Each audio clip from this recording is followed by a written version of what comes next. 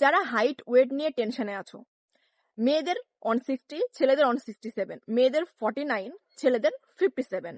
একমাত্র যারা গোর্খা, গাড়োয়ালি, রাজবংশী আর এসটি, এরা ছাড়া বাকি কোনো ক্যাটাগরি ছাড় পায় না।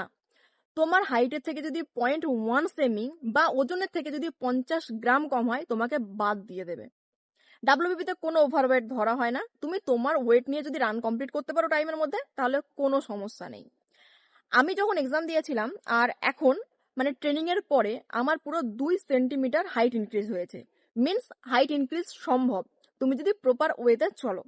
এবার তুমি এখানে যদি কোনো ভালো কোচ পাও, তার গাইডেন্স নিতে পারো, বা দেখবে প্রত্যেকটা গ্রাউন্ডেই কিছু ভালো রানার্স থাকে, তাদের সঙ্গে কথা বলতে পারো। এবার একটা জিনিস শোনো, আমরা এখানে ফিতে দিয়ে মাপছি, ওখানে কিন্তু ডিজিটাল মাপ হবে। সো আমরা নিজেরাও জানি না যে ওটা আমাদের সঙ্গে ম্যাচ করবে কিনা। এবার হাইট ওয়েট টেনশন করে করে দেখা গেল তুমি রানিং ভালো করতে পারলে না, ওখানে গিয়ে দেখছে যে হাইটে তুমি ফিট হয়ে গেলে, গিয়ে রানিং এ আটকে গেলে, কতটা খারাপ লাগবে বলো তো।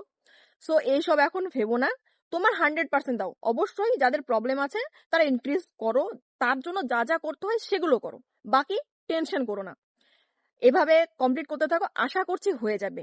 আর একটা কথা, যেটা হয় ভালোর জন্য হয়। যদি কারো দেখা গেল খারাপ কিছু হয়েছে, মাথায় রাখো তোমার জন্য ভালো কিছু ওয়েট করছে। শুধুমাত্র আমাদেরকে কষ্ট চালিয়ে যেতে হবে।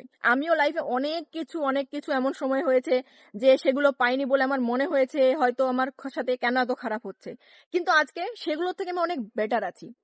সো বি পজিটিভ অলওয়েজ, নিজের 100% দাও, বাকিটা ওপরওয়ালার হাতে ছেড়ে দাও।